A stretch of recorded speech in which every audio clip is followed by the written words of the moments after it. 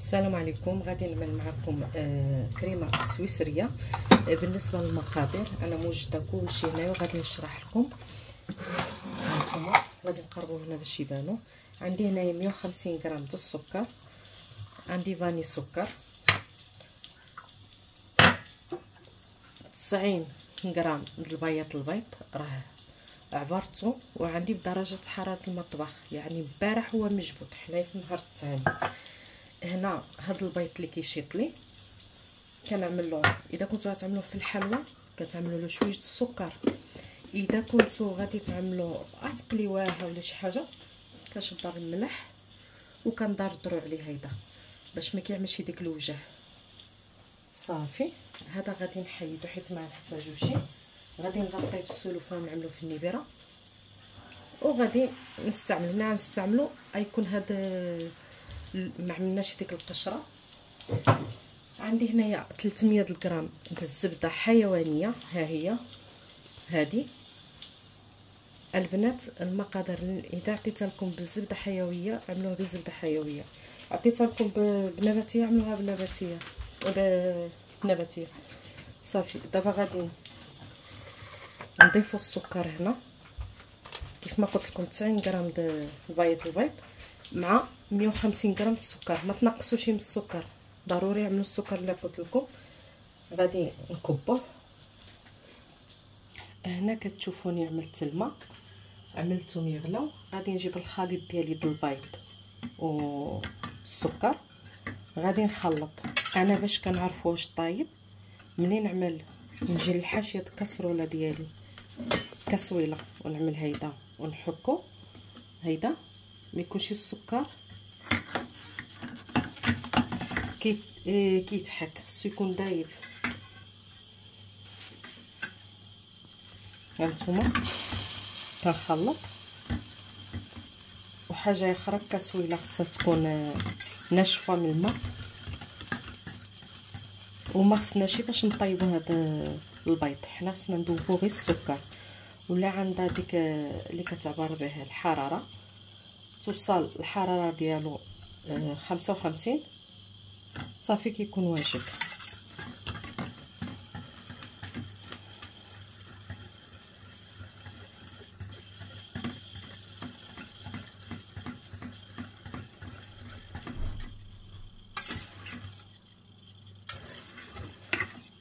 الماء غير دافيين ماشي غليانين.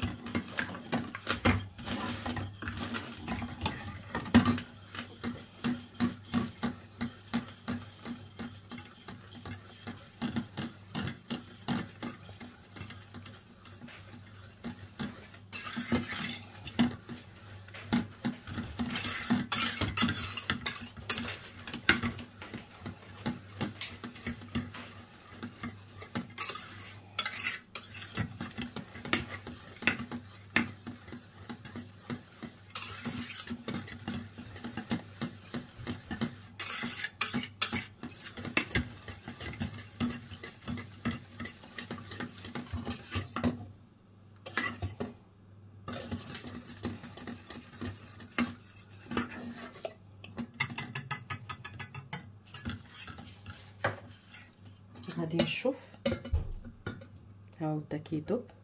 غنزيدو غير شويش. كنعمل هيدا في الكسويله كتكون بارده، باقي شويش. وغادي نرجعو فوق البوطه حتى يذوب السكر. حنا مبغيناش نطيبو البيض، بغينا غير نذوبو السكر كيف ما قلت لكم. وكيف ما كنأكد الماء دافيانين ماشي غليانين. انا بالنسبه للبوطه الضو عامله لها النمره 4.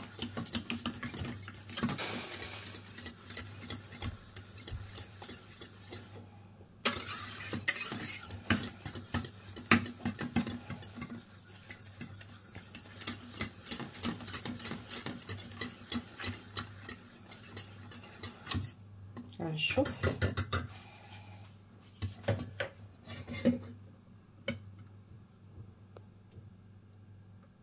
باقي شويش. غادي نزيد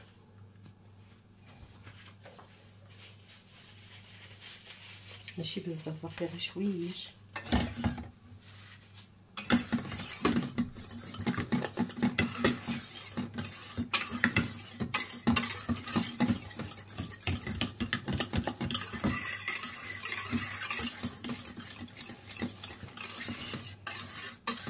نحاولوا نهبطوا هادو السكر اللي في الجوانب حتى هو صافي. نشوف دابا هذه الطريقه اللي كنعمل. ها هو دابا صافي بقيتي كنحس بالسكر صافي دايب معنا. غادي نجيو الطريقه الثانيه واللي اهم. كنجيب الخليط ديالي د البيض والسكر، ضروري ندوزو في الصفاي كيف ما كتشوفوا معايا. اذا كان شي حاجه لصقات لكم او شي حاجه كنتاكدوا ندوزوها في الصفاي صافي.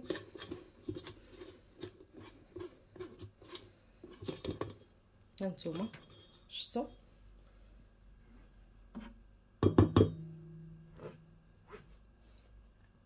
صافي. كنزيدو عليه السكر فاني. ما تعملوا شي السائل، ضروري يكون غبره باش كيزولنا كيهرسنا ديك المذاق د الزبده. في الاول كنخلط به بدرجه مرتفعه حتى يطلع لنا مورينغ، عاد كنزيدو الزبده تدريجيا.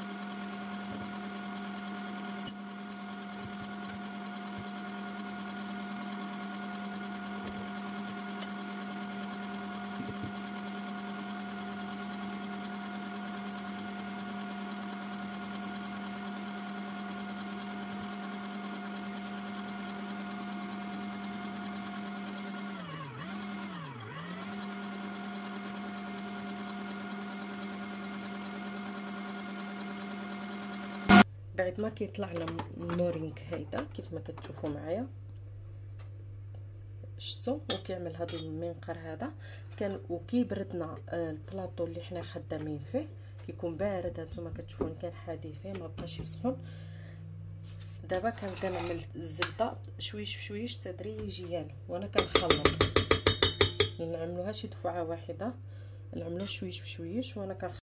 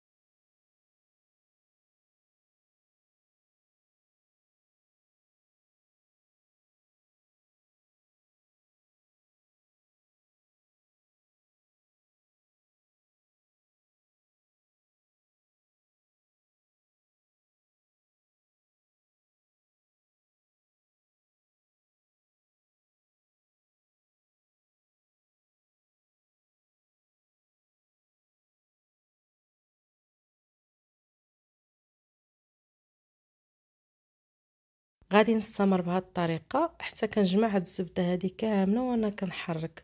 هنايا الخلاط نقصت له من السرعه ديالو، عملت له السرعه متوسطه. دابا غادي نستمر، من بعد غادي نجمع ديك الزبده من الجوانب ونعاود نخلط.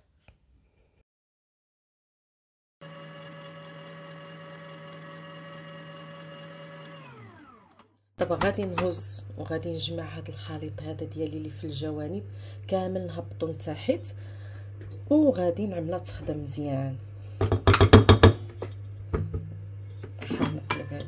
الحق باش الزبده اللي باقا ما دارتش تخلطت.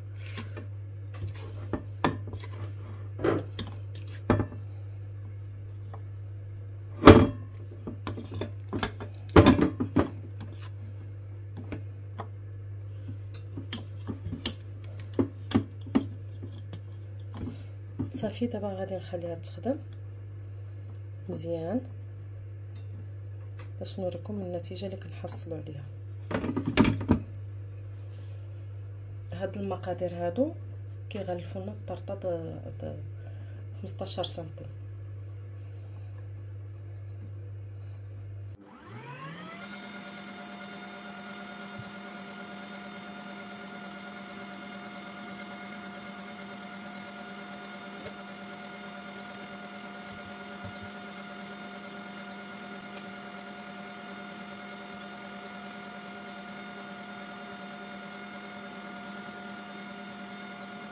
الكريمه ديالنا واجده دابا، تقدروا تزينوا بها الطرطه ديالكم، تقدروا تعملوا بها اي حاجه.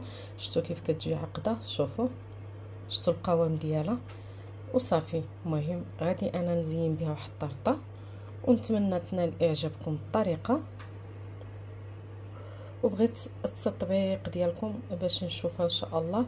وبالنسبه واحد الحاجه غادي نقولها لكم هنا، ملي كتقطع كتولي بحال زبده عربيه. ملي كتكونوا كطربوا كتنقصوا من السرعه ديال الخلاط وكتردوها، يعني كتكون عندكم مثلا ماكسيموم كتعملوا لها درجه متوسطه وكتبقاو تضربوا حتى كتجمع ديك الزبده والماء وكيولي لنا الخليط ديالنا كريمي وصافي. يعني ماشي غير تشوفوها خسرت لكم عملت لكم ديك الحبيبات تطفيو عليها وتقولوا راه خسرت. الزبده عمرها ما كتخسر، كملوا عليها حتى كتحصلوا على هذا القوام هذا. وهنا كنكون ساليت الفيديو، نتمنى الفيديو ينال اعجابكم. خليكم في امان الله وحفظه مع فيديو اخر ان شاء الله. المهم هي هذه الكريمه اللي خدمت الزبده الصراحه كتجي المذاق ديالها واعر وحتى المنظر، ونتمنى تنال اعجابكم. خليكم في امان الله وحفظه مع فيديو اخر ان شاء الله. مع السلامه.